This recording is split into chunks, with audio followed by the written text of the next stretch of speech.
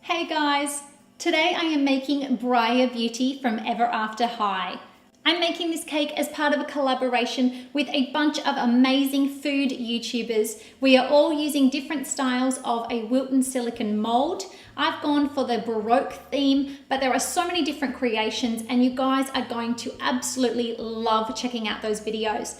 So the first thing that I did to prep for this cake was of course to get myself a Briar Beauty. We love Ever After High and I just thought that she looked so stunning and just really couture with those gorgeous ruffles and the ombre effect. And I thought it would go perfectly with this gorgeous Baroque Wilton mold.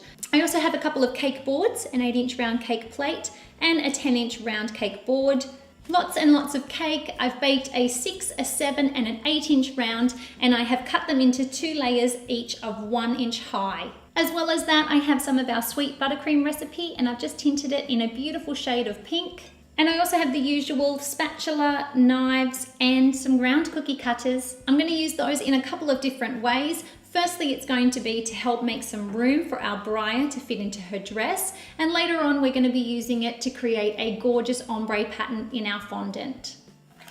So a little bit of buttercream, pop our first layer on, and then add some beautiful buttercream. Okay, now when I add my next layer on, I'm also going to go ahead and make a hole for her, taking a cookie cutter and just cutting through the middle. Add some more buttercream, and before we add our next layer, just go ahead and cut out that hole again.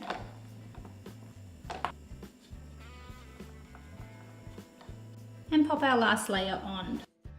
So I want to start by just shaving down little bits on the edge, just to make it line up nice and straight. I'm keeping this fairly chunky here at the moment because I want this to be a little bit more bellowing than some of our other doll cakes. And you just want to gradually go around the top and just shave it into a nice curve. Now it's time to add a nice thin crumb coat to the entire cake. So what I want to do now is go ahead and start making some little fondant sausages that I'm going to use to help get the shape of the dress. We have that section that stays quite flat, that has the rows and the details on it, but the rest of it, we want it to have some really nice soft folds. So I'm going to roll out some bits of fondant that start off thinner and get a little bit thicker as you go. And just apply a little bit of buttercream to help it stick. Now they don't have to be straight, you can get a little bit of movement. And you want some of them to be thicker and thinner than the rest.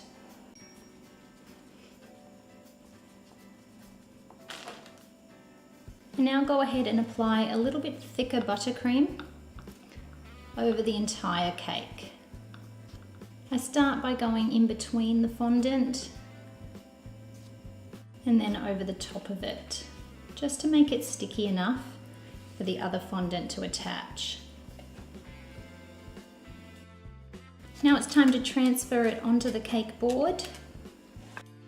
Now I have 5 different shades of the same pinky purple and I'm going to be using that to create the really cool ombre effect for this skirt. So taking out my first palest colour, I'm just going to give it a little bit of a knead and then shape it into a bit of a circle, pressing down. Then take my next colour, again give it a bit of a knead, and then I'm going to use a small rolling pin just to roll it out a little. And then lay it over the top. Take our third colour, use a little bit of corn flour so it doesn't stick. And then I'm going to take a cookie cutter and cut out a chunk in the middle. And that will allow me to stretch it and give it a slight roll just to make it nice and big. And smoosh that in. And this is going to give us a really cool ombre. Again, cut out a circle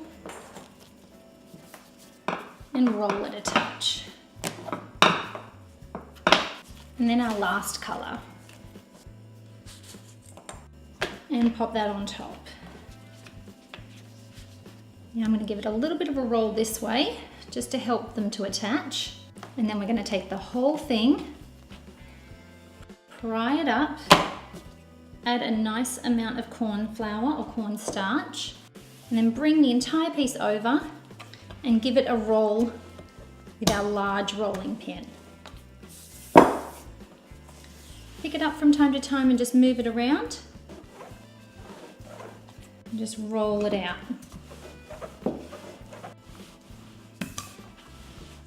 Okay, now that that's all rolled out, I'm going to take a rolling pin, slide it over, take our cake and drape it over. Smooth it down to start with. And then you want to work on finding out where your plain section is. The spot where you want it to be nice and smooth.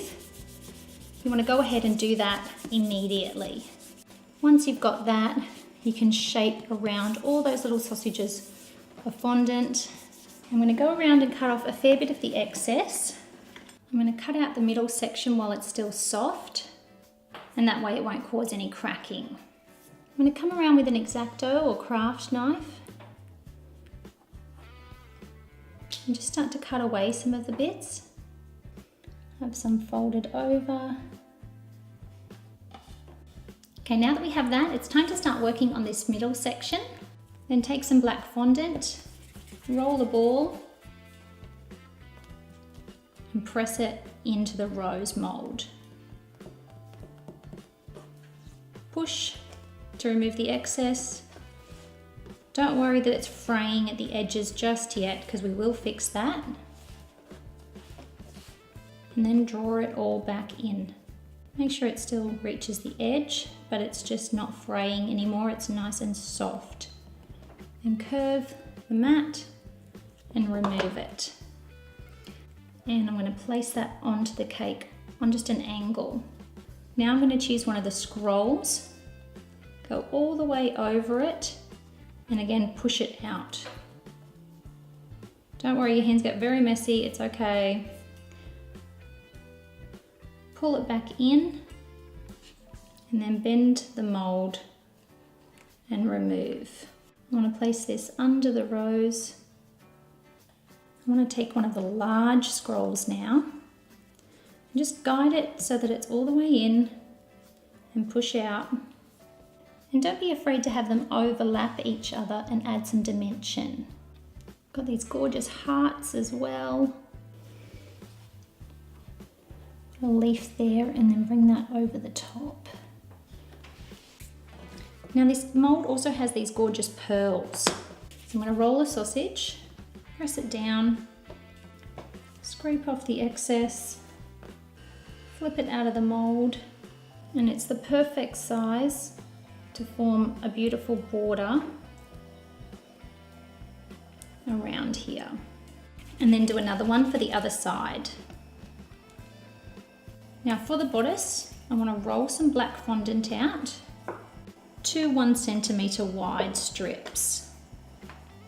Starting on the waist, I'm just going to wrap around and secure it. Start at the back again, this time wrap the other way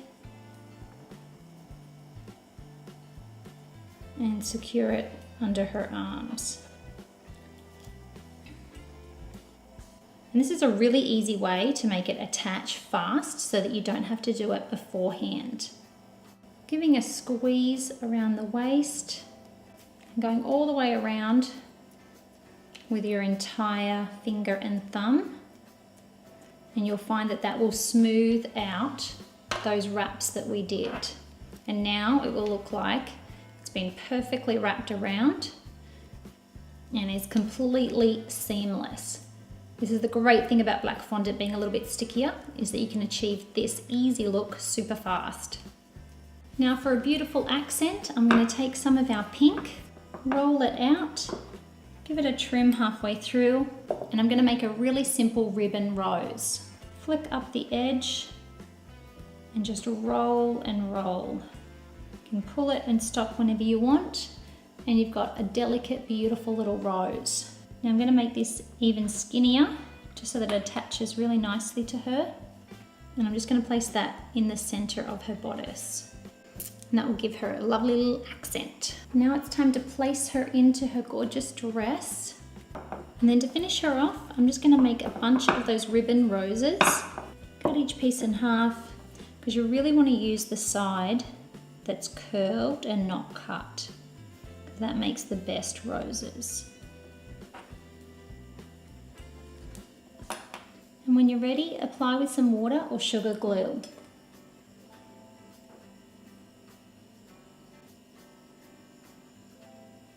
And there you go, we have our gorgeous Briar Beauty. I really loved making her. I love the ombre of the dress, and I especially loved using the Wilton molds to create that black rose and all of the scroll and piping work. It just matched her so perfectly. And I would love for you guys to check out the rest of the playlist. There is so many other foodie YouTubers that have been working with the different silicone molds.